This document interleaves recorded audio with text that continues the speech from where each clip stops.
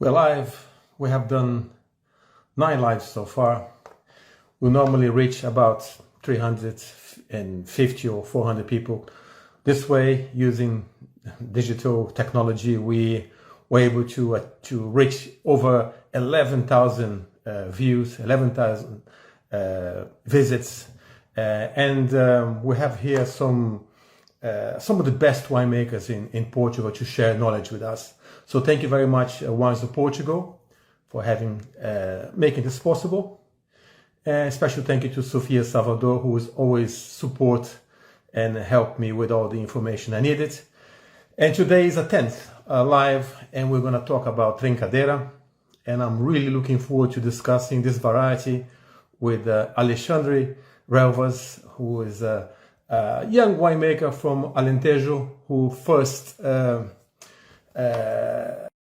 Trincadeira. So I'm excited to have him here and to ask him questions. Thank you.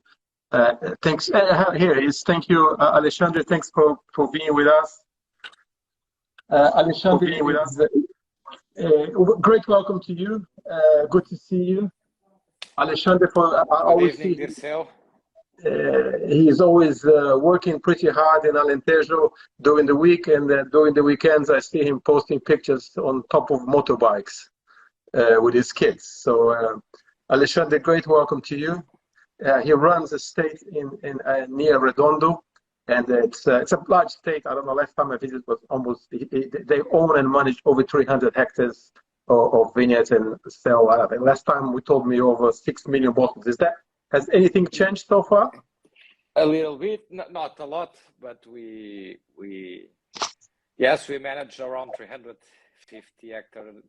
hectares of vineyards, and this year we had arrived to the 7 million bottles sold. Wow. On the year, so we are quite happy for the 2021 results, not yet 22. And the vast majority is exported. Is that right?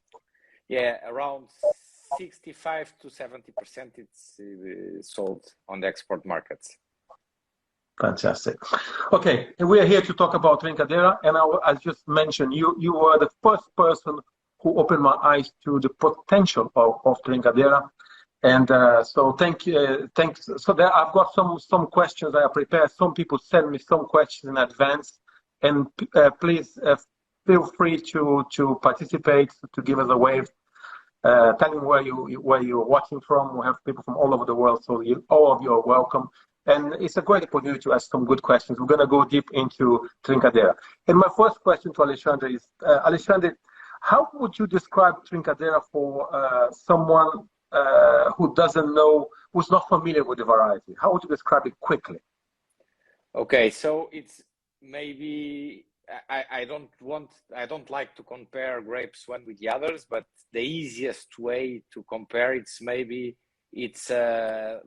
flavors and the aromas are something like a Pinot Noir, but from a warm climate.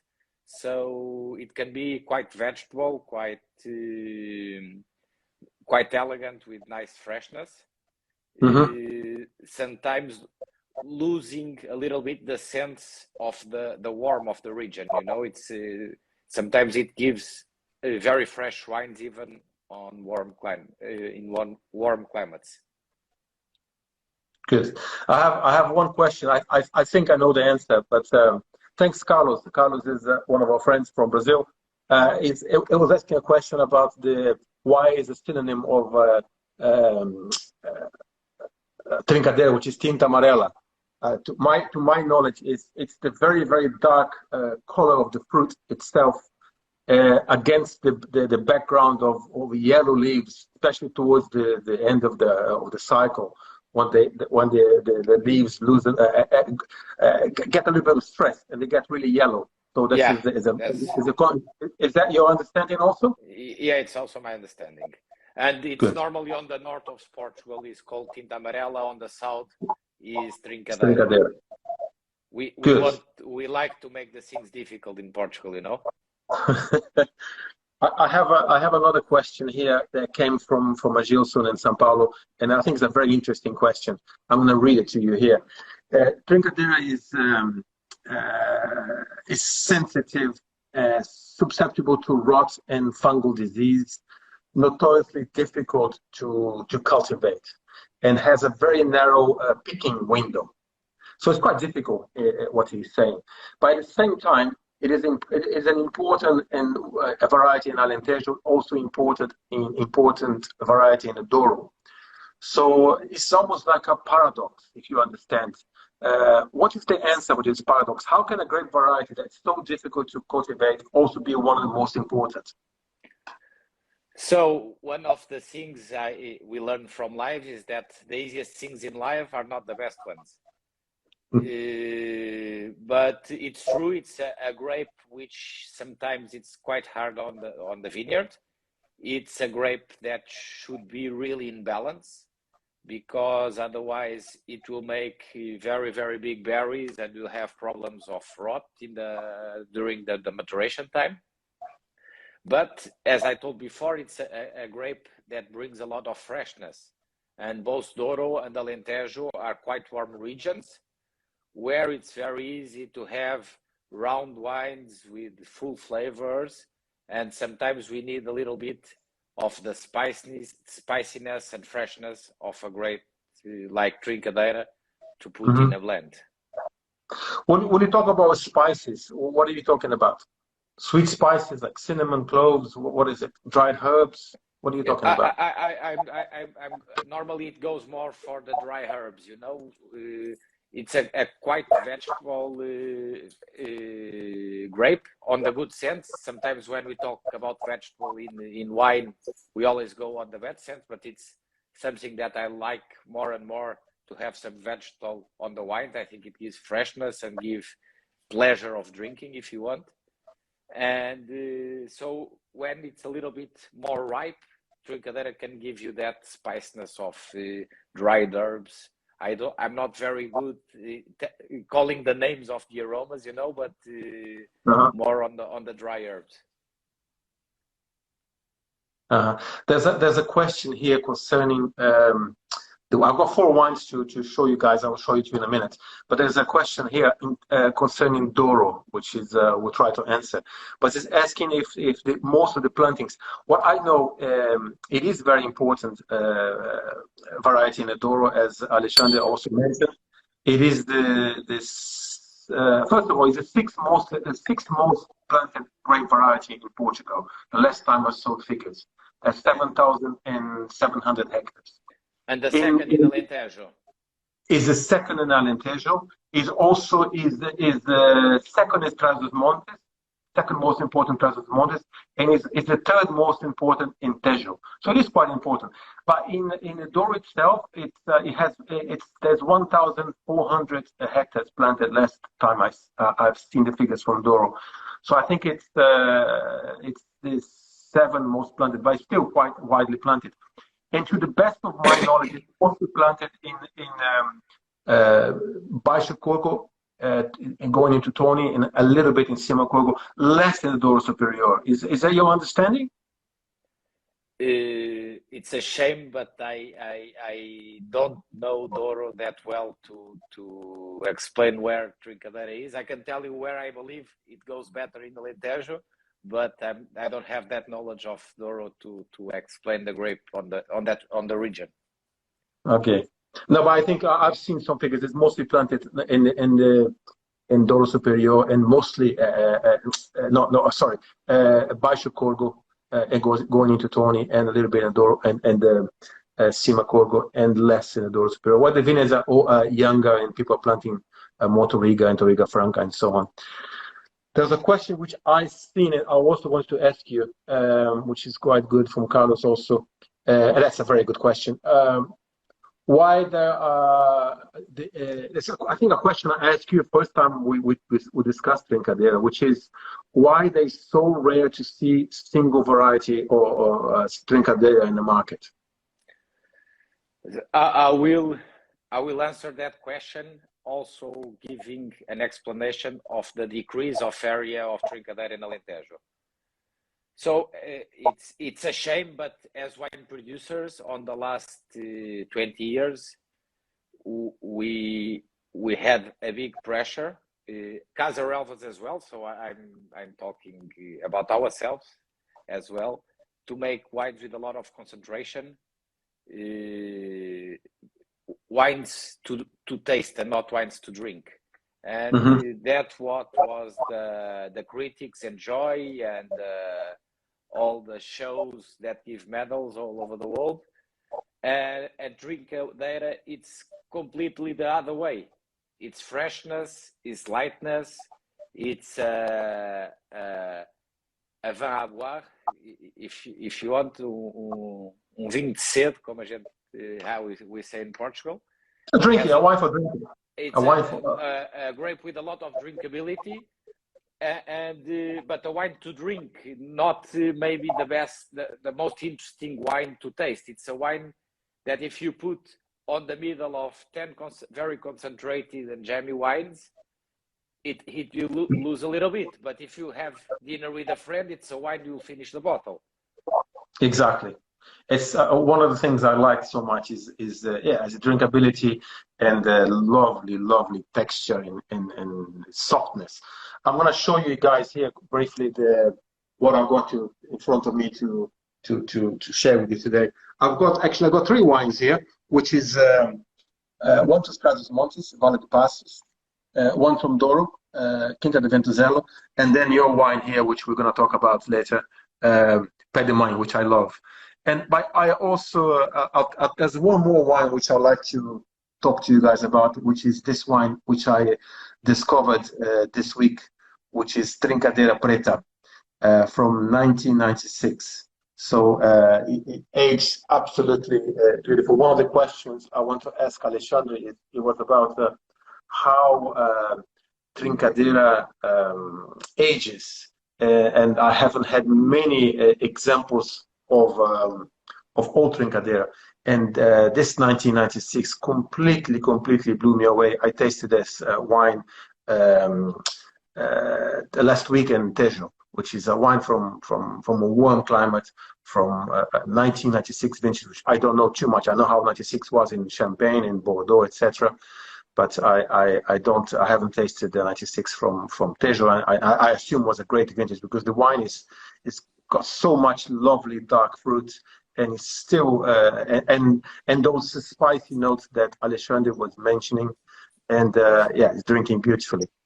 I think Alexandre, can you hear me still? Yes, of course. It's when I'm visiting you, I stay like that. No, but I was so blown away by this wine. I don't know. Have you tasted any really old Trincadeira? How it ages for you? I taste. There was, for example, in Tapada dos Chaves, the old vintages from Porto Alegre. One of the main grapes was Trincadeira, and there was a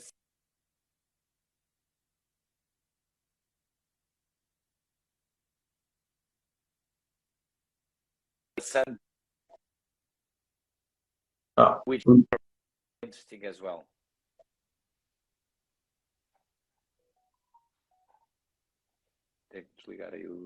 Alexandre, I think we're losing you a little bit.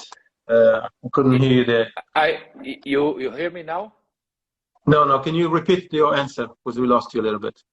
I was telling that a few years ago there was Tapada dos Chaves, which is a wine with a historical aging. It's one of the icons of Alentejo. Yes. And then more recently, I think on the 90s, João Portugal Ramos also launched the Vila Santa Trincadeira, which was, I remember my father drinking that, and it was quite an iconic wine. And those are wines that I believe that had aged very well. Then it always depends the way we cultivate the grape and the way we vinify and the way we age, because we can have very interesting as well entry-level Trincadeiras to be drunk in 2-3 years and not, they are not going to show a huge age potential, but they are good wines. Then, if we make them, like, for example, we do Pé de Mãe with a lot of oxidation since the beginning, etc., Normally, those wines will keep longer. Okay, I'm going to just to taste briefly this the first wine which I bought, which I have here, which is from an area which is sometimes forgotten, but it makes some delicious wines. And this is the wine from Vale de Passos, from Trás-os-Montes, and again, as we said earlier, it's known as Trincadeira, and I saw quite a question: Trincadeira Preta is the same variety, Trincadeira, Trincadeira Preta, and we established that in the Douro is known as Tinta Amarela, but also in Trás-os-Montes is also known and is also labeled as Tinta Amarela most of the time. So this is a wine that's from the sub-region of Valpassos, and it's a lovely wine. When you mentioned earlier, Alexandre, about drinkability and softness, it's exactly what it is. It's a wine that's been hand harvested, distilled, 48 hours of pre-fermentation maceration, and after that, the alcoholic and the malolactic went in stainless steel, and it's aged only in stainless steel for 10 months, and it's just a lovely, juicy, restrained with lovely purity of fruits, red fruits, dark fruits, no oak influence at all, and just had a lovely silky texture that I appreciate in some styles of wines. And this is a lovely wine. And then the second wine, and I'm going to leave your wines for last, is Quinta de Ventuzelo, which is from the Douro. Here we're talking a slight difference in terms of winemaking.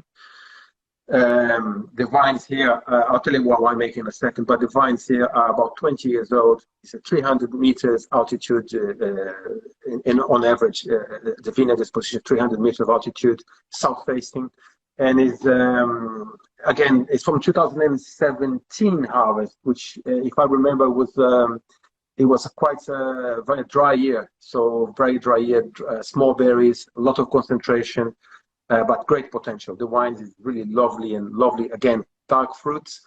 But this wine here, in terms of comparing and contrasting the previous wines, has seen 18 months of oak. 40% of the wine was aged in 300 liters French barrel. So it's got a little bit of what I mentioned earlier on Val d'Espace, similar profile in terms of fruit, lovely berry fruit and so on, but it's got a little bit of spiciness, like as you said, some dried herbs, but also a little bit of sweet spices from the oak. So it's just a different style, but both really delicious wine from neighboring areas, one from Trás-os-Montes and one from Douro.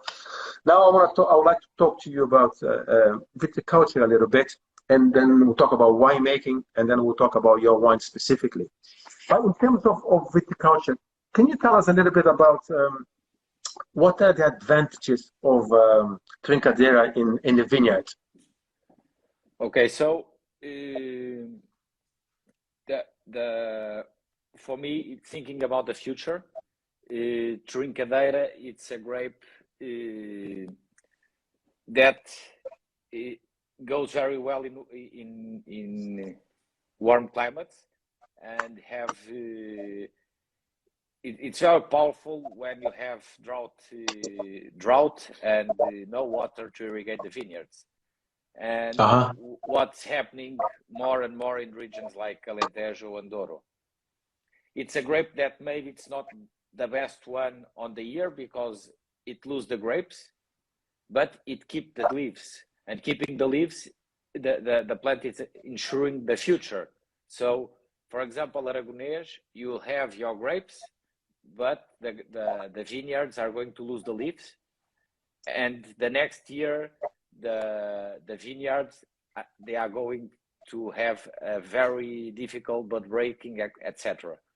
On Trincadeira, it completes the cycle with the leaves, and of course, if you have a big heat shock, it will lose the fruit, but you don't lose your vineyard.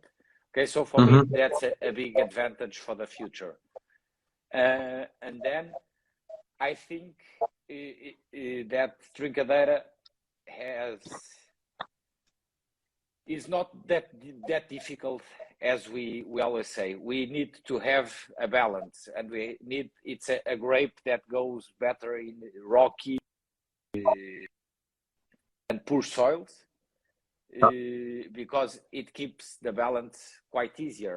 If you put that in a very rich soil, then you'll have problems of rot, etc., etc. And then mildew and oidium, it's not real a problem in Alentejo and Douro. There's a question here from Carlos. There's a few questions from winemaking. I'll leave the questions about winemaking for a little bit later. But some question about viticulture. Is it vigorous? Is it early cycle or late ripening, on your view? It's very vigorous. Yeah. It's a grape that if you put it in a rich soil, you can reach very easily like 15 tons per hectare. So very vigorous and very productive. It needs time to make quality. So the first 7 to 10 years of those vines, you can try, but it will not be to make a top wine out of them. They need to have the rootstock quite deep and be in balance. I don't believe that the vineyards can be in balance before 7 to 10 years. And then the third question, it's quite early to harvest, yeah. Okay. I think one of the things that was mentioned earlier by Gilson is that a very short picking window. How short is that picking window? How difficult it is to establish the right picking time? So it depends a lot of the conditions. Depend if it's very warm, if you have water to complete the cycle. If it's very warm and like windy, warm end of summer, you need to be very, very quick. If not, you will harvest almost dry raisins, and with very high alcohol, and you lose the charming aromas and acidity. If it's like we had this vintage, very long ripening, we had 3 weeks to harvest Trincadeira. Yeah, I think 3 weeks. That's good. That's a good time. Yeah, just looking at you. I was listening to you and look at the wine. Your wine of the alcohol level of your wine is actually it's not high, it's not low. It's 14, but we can talk about in a second. There's some good question about winemaking, about oxygen and so on. I'll leave that for a second. One of the advantage also is it's got very thin skin, which is a disadvantage. It's quite susceptible to fungal disease, as we talked about it, but it's quite resistant to wood disease. Is that right?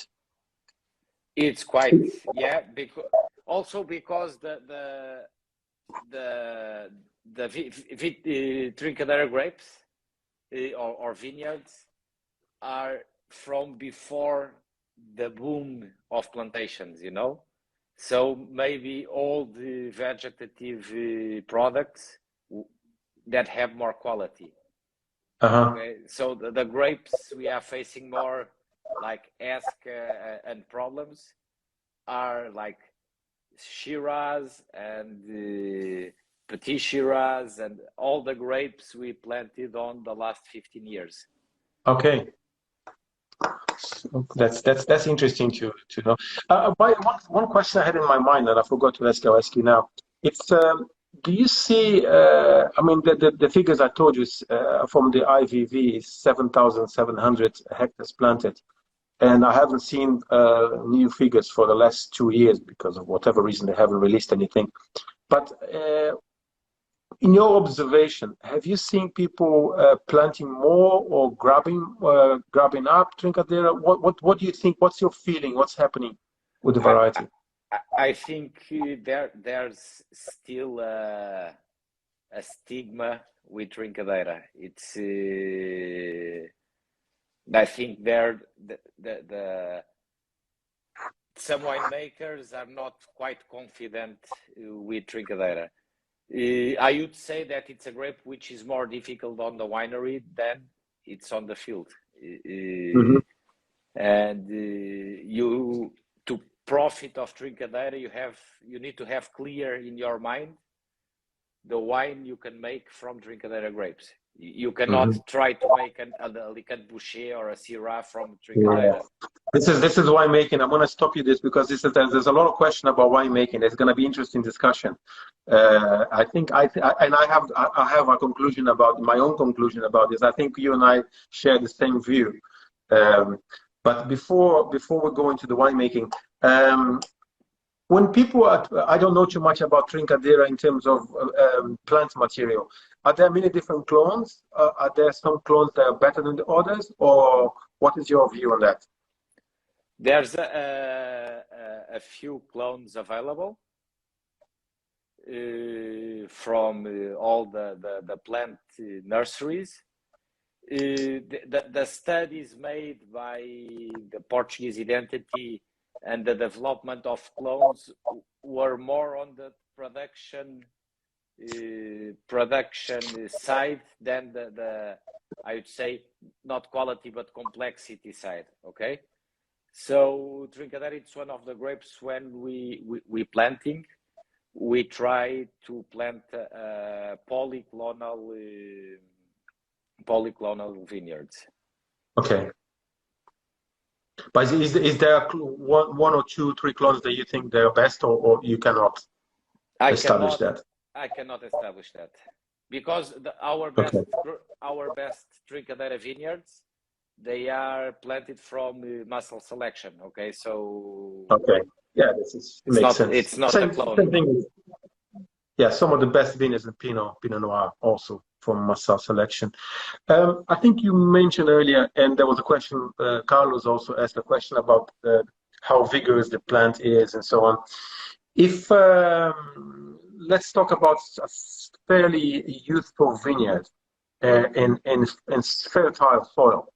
What is the maximum yield you think Trincadeira can reach if you're going for volume? Is 15, 17 is not impossible. Good. Okay, now that's what I was gonna say, 12 to 15 or something. But now, if you're looking for a wine like what I'm in front of me now, your Pet de Mine, to achieve high quality, what, in your opinion, is the yield that a producer should be looking at? Dirceu, the vineyards from Pet de Mine are planted on schist with I don't know, but 20 centimeters of clay. So they are very eclectic soils, very poor soils. So the plant there keeps in balance with 5 tons per hectare, I would say. Okay, so not too low. But if you want, depend a little bit of the vineyard, the vintages, but I would say between 4 and 6 tons per hectare. But you can have good quality, maybe not the complexity of Pet de Mine. If you have enough leaf surface and in a better soil, in Vidigueira, in limestone soils, we have 9 tons of good quality fruit. Not with that complexity, but very interesting wines for a wine which is on the shelf in Portugal for $6.99 or something like that. And when you're talking about limestone soil, okay, let's talk about soil for a second. I'm going to assume in schist, the maturation is quite quick and you have to be very careful. In limestone, will it be slightly slower? You have more time? Does that make sense? On the schist, you have 2-3 days. Really? Okay. Yeah. So you have to be quick. On the limestone, it's easier. Also because you can play a little bit more with hydric stress and have different plots for different qualities and playing different roles on the blends. Okay, so we talk about soils, we talk about clones and all that. And I think one of the big secrets, maybe, I should ask you a question, I'll tell you. But obviously is to limit the yield to achieve high quality. Is there any other secret for Trincadeira specifically in order to obtain high quality fruit for this specific variety? If the picking date it's included, it's for me it's not only for Trincadeira but for all the wines, the top wines. I think the picking date is one of the most important decisions on the quality of a wine. Okay, yeah. I think especially Trincadeira, as you said. Good. Okay, that's interesting. Let's go and let's move to the winery now, and let's talk about some of the things. I already have few questions from people who very kind send some of the questions. But let's talk about first of all what Trincadeira in the winery. What are the advantages of having Trincadeira? What's easy? What's easy? One of the good things, it comes early, so you are still fresh, your mind is still fresh, and your team is still fresh. Then I think, like I told, I think Trincadeira it's more difficult on the winery than it is on the vineyard. But it's to make easy and fresh drink wine. It's quite easy. You can't extract too much.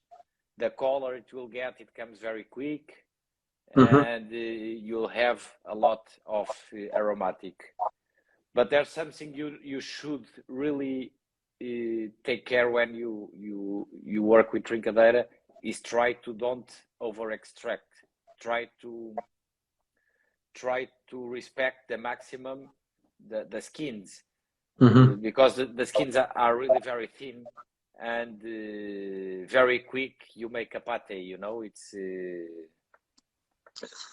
so that is the key. Is you have to really very, very thin skins, be gentle. In terms of extract. When you're talking about being gentle, what are we talking about? Just do very gentle pigeage, or how do you extract? How do you prefer to extract? I like a lot for the higher end wines of Trincadeira, work in whole berry, whole blanch. Okay. So to have part of the fermentation which is made inside the berries, like the same principle of carbonic maceration, but it's not carbonic maceration. And then when you begin having some juice, try to work with pigeage. Try to have more time of skin contact, but softer extraction. Okay, so almost basically treating like a Pinot, very gentle. I assume you like, also judging by what you're telling me, you assume you also like to leave some of the stems. Yeah. Okay, so just be gentle. There was a question from Carlos earlier. I don't remember exactly the question was, but it was: is there a reductive variety? Is it more oxidative variety in the winery, or how would you describe it? It's quite balanced. Again, depending of the region. In Alentejo, sometimes the grapes become a bit oxidative, also because of the heat. Because we finish sometimes malolactic fermentation, there's still 25 degrees outside. And the wines they can keep a little bit warmer and be more oxidative, but there's not a big reduction on the grape, and it's quite balanced on that sense. Okay. One thing you mentioned about being gentle in terms of fermentation and so on. Okay, clear. What is a good temperature that you like to ferment? On a lower scale or slightly higher and quick? Again, depending on the wine you want to produce, but I would prefer to have it quite low on the beginning, 18, 20. Oh, okay. And then let it grow until the 25, 26 in the end. Just to make sure that you are able to extract a little bit more days than if you go on a 22 directly and you have the fermentation coming down very quick. Okay. Do you believe, or do you prefer to do pre-fermentation maceration like the previous the first wine I tasted, or you prefer to go straight into alcoholic?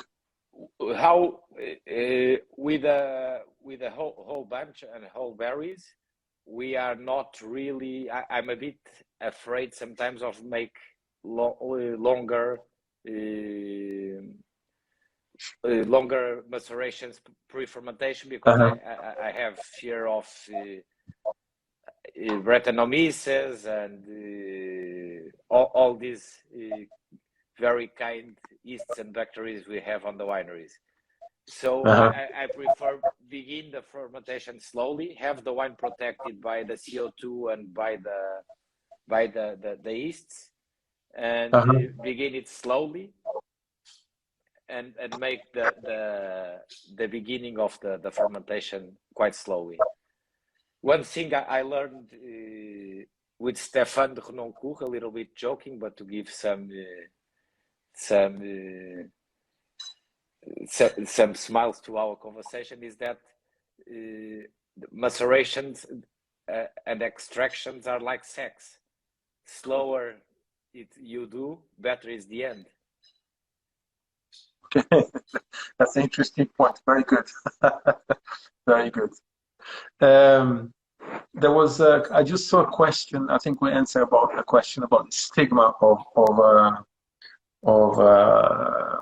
a stigma against Trincadeira. I think you at the beginning, I think you alluded to, is because it is a slightly lighter style of wine when everyone is looking for fuller, richer, powerful wine. I think we answered that question early on. And there's also a question about vineyard density. What is the typical vineyard density in Alentejo? 3,300. 3,300. Okay. And like, for example, on Pé de Maille, what are we talking about? That's sort of thing? It's a little bit less because there's already some plants missing. But at the beginning it was 3,300.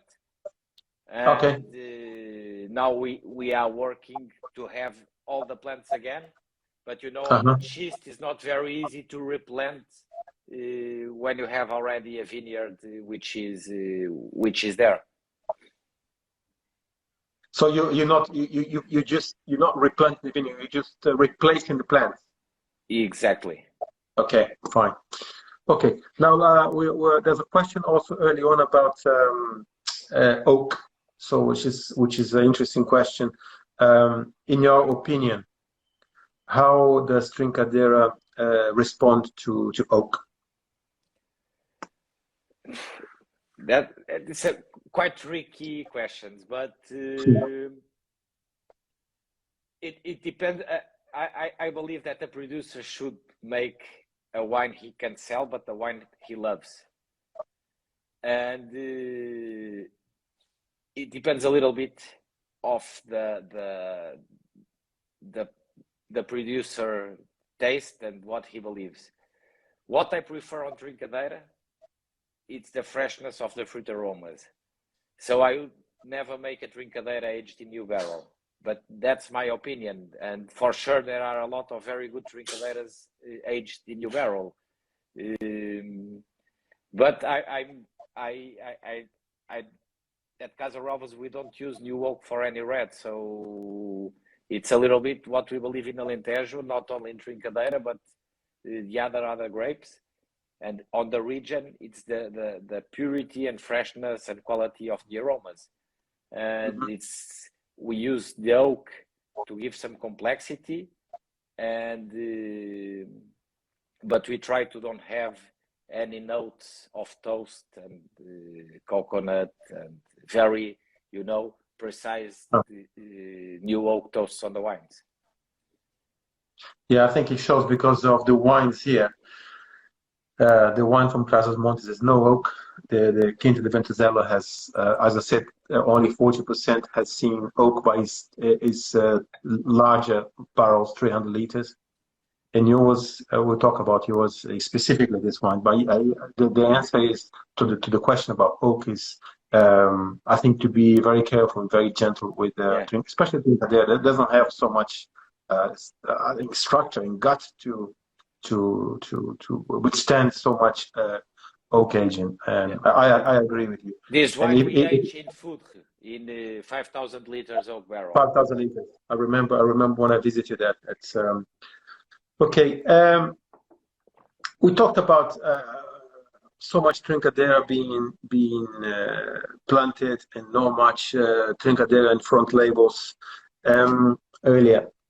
But when Trincadeira goes into a blend as a component, or what does it bring to a blend?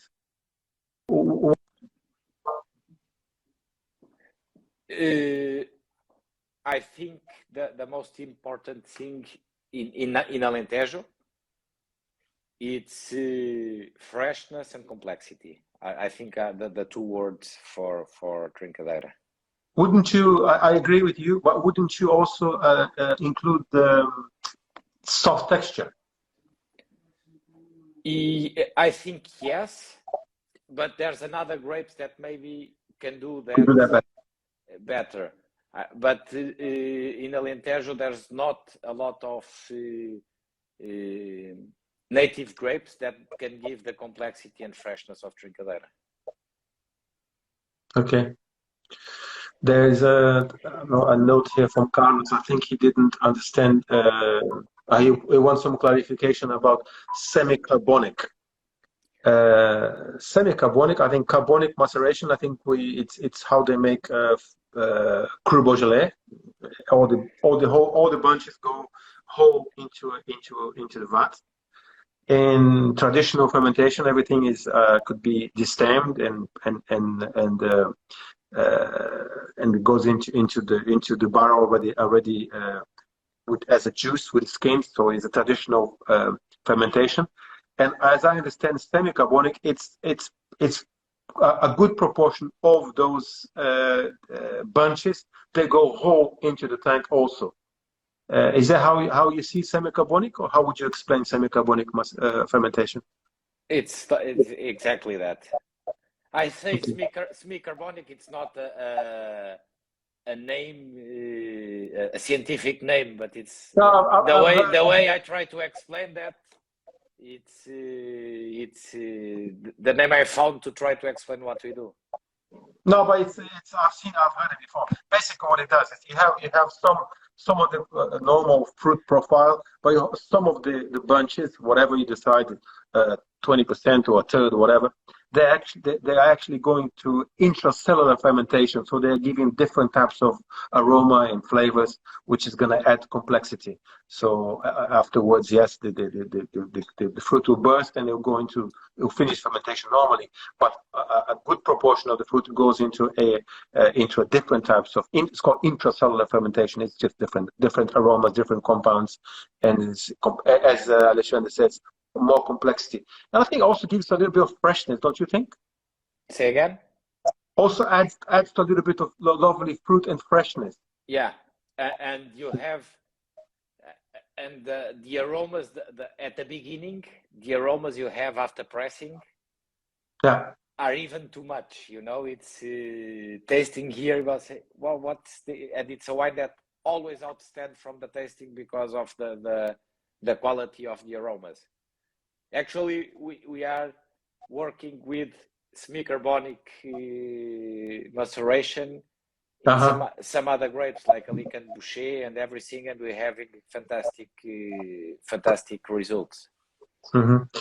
I think you start saying something, and I sort of stop because I want you to leave this for now. It's when you're talking about winemaking. And you were alluding to the fact that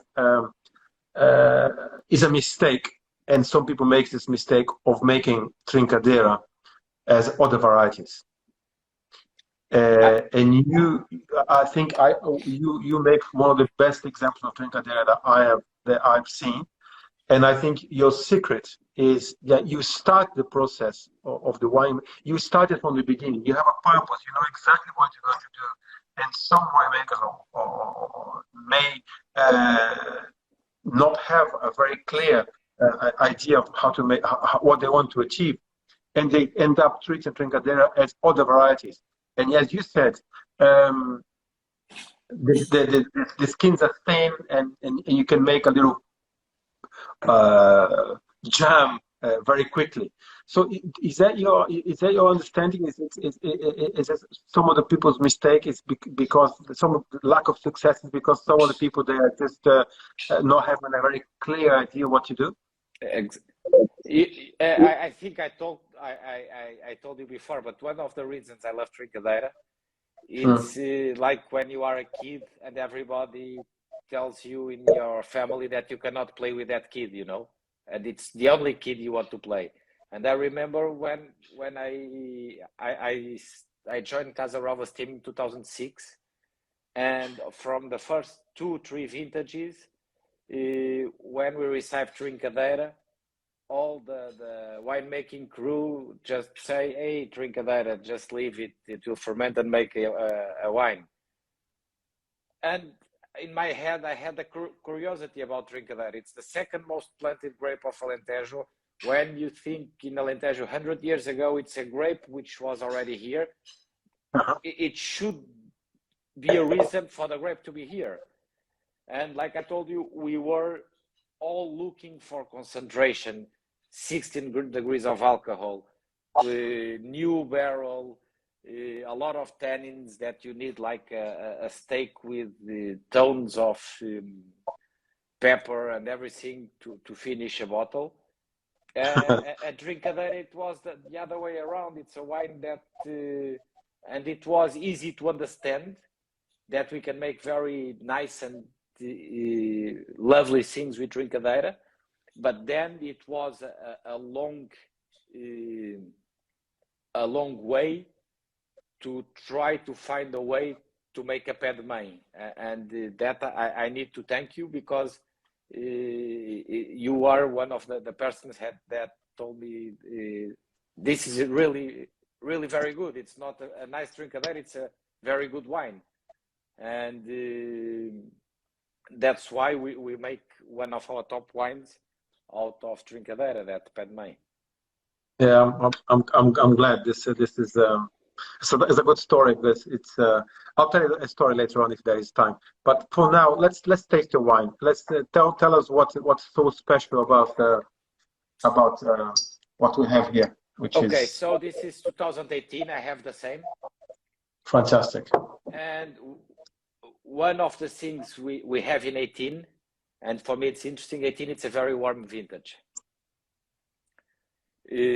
So, and it's very warm. It's this Padmé, it's maybe a little bit different than the 17. It's it has a little bit more concentration, but also, in my opinion, it's the Padmé we made until now, which has more aging potential. So maybe it doesn't have that full explosion of expression straight away, but it's a wine that is having a lot of evolution, and in my opinion, good evolution on the bottle. Okay, so for that vineyard, for that wine, we use a little bit of Trincadeira from the first vineyard my parents had planted, which is not an old vineyard. It's a vineyard with 20 years. So it's not a teenager anymore, but it's beginning getting in the working life, and it's a wine that had suffered a lot. It had been planted in 2001, and we had a big drought in Alentejo in 2002, 3, 4, and 5. So that vineyard had very small irrigation, and it's a vineyard with 20 years old, that the vineyards are like this, you know, they are not, they don't look a vineyard with 20 years old. So I believe that on the beginning, those vineyards to survive, they were obligated to put the roots quite deep. And from all our vineyards, the Trincadeira, it's the second grape at Casa Relvas. We have around 30 hectares. It's the plot of vineyard that gives more complexity and more. There are another plots which are very good as well, but doesn't have that star that they taste very good, but it's not something that almost a feeling that you cannot describe. And so we produce this, we harvest by hand because we want to have some full bunches.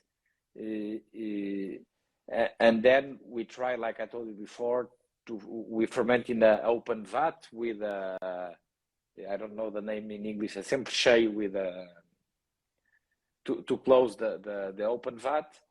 And we try to ferment, begin quite low and have a very soft extraction. Okay. Depending of the vat of the lagar, we can press, and depending of the years, we can press sometimes or a little bit after the fermentation or a bit earlier, if we think we have everything, the tannins and everything which are there. And then it's wait for the magic to happen, because the aging, it's a kind of magic, aging of a good wine. Do you take risk? I mean, some people take risk. I'm not. Or do you wait for spontaneous fermentation, or do you inoculate to take off the risk? On this wine, we make it spontaneous. Okay. But to don't be only romantic, we lost 2019 vintage. You see, this is why people are very quick to say this is the spontaneous fermentation, but then when you see, microbiology, that's worse. So I'd rather drink a good wine, to be honest with you. Say again? I prefer to drink a good wine. I don't care so much about. You can have very good, and now we are in a world that we hate what the humans have done. I always say, for me, the two best evolutions on the winemaking, or three. The first one is have a vat, because a vat you cannot make wine, of course. A vat or a recipient. And then it's the cold and the sulfitation. I cannot imagine the quality of the wines before sulfitation. And now there's a lot of people trying to make wine without sulfites. We eat sulfites everywhere, on the bananas, on the meat, on the asparagus. You drink a juice, you have dried fruits, whatever, everywhere. Salads, yes, full of. It's natural. I don't know. I agree with you, but that's. And the yeasts, it's a wine where we can be romantic, and I can tell you that my father was not very happy to lose the harvest of Padmay, of course. But they didn't put me away of home because of that. But then when we deal with we make a fermentation of around 4 million kilos of grapes. Wow. We cannot take risks. We use yeasts, and I believe we have very good results with yeasts. I absolutely, 100% I agree with you. And I've tasted one of your wines in Portugal about a couple of months ago. I was in Lisbon, and I think it was one of the best value for money Portuguese red wines I've tasted in a long time. Fairly inexpensive, and I'm sure you use yeast, and the wine it just gives people pleasure. So we're almost running out of time. I just wanted to ask you, I'm sorry if there's so many questions. I really appreciate you guys, all the questions. We tried to answer as many as we could. But the last question, Alexandre, is for you. It's what's the future of Trincadeira, in your opinion? What's looking into the future? It's a good blend component. It does well in warm climate, resist. what's going to happen to Trincadera in the next 10 years? I think in Alentejo it will have a future, and in Douro it's maybe not going to be the second most grape variety, because Alicante Boucher it's still growing a lot in Alentejo, and it's a grape I like a lot as well. It's the opposite of Trincadeira, but completely the other side. But it's something that I believe, and my hope, and what I would like to see one day, it's to see a grape like Trincadeira accept, for example, in Bordeaux or in Rhône, because of the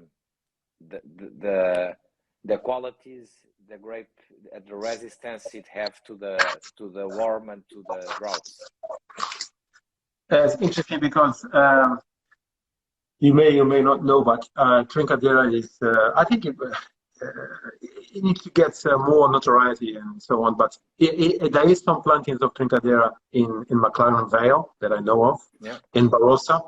There is some Trincadeira in Spain, South Africa, and also in Oregon. So it's beginning to get known, but I think it will get known with great wines like this, which is aging gracefully. But and I think I want to do something, Alexandre. It's been great talking to you, and I'm going to take this bottle of Casa Cadaval, which I've got as a gift when I visited the States last week, and we're going to drink it together next time I'm in Alentejo. I'll bring it because it's a 25 years old Trincadeira. It is astonishingly good. I was blown away by it. And it's one of the questions I wanted to ask you, how it ages. I'm not going to ask you, we're going to share a bottle, share a glass, and you see how beautifully Trincadeira can age. And with wines like this, with wines like your wine, Pedimine, and with the trends moving to slightly softer, more elegant wines, I think Trincadeira has a great future. So that's it. I hope. Yeah, we all hope. Alexandre, thank you very much for your time. Thanks for sharing your knowledge. Thank you, all of you guys, for participating in all those lives, sending us so many questions. We did our best to answer as many as we could, but really grateful that you're here. We have people from Brazil, from all over the world. I've seen people waving from Russia, so it's great to have all of you guys. This is the 10th live, this is the last live, so as I said, there are some great facts not about Trincadeira, but about all the top 10 varieties for Portuguese varieties, the most important. So they're there, they are up. You can revisit those lives and watch it again, because they're really full of knowledge. It's not just talking and having fun, it's actually having some really good discussion about everything to do with the culture, with the winemaking, and with trends. So go back and watch it. Thank you, Wines of Portugal, for making this possible. Thank you again, Sophia, for all your help. And thank you guys for participating. And Alexandre, thanks to you today. And long live Trincadeira.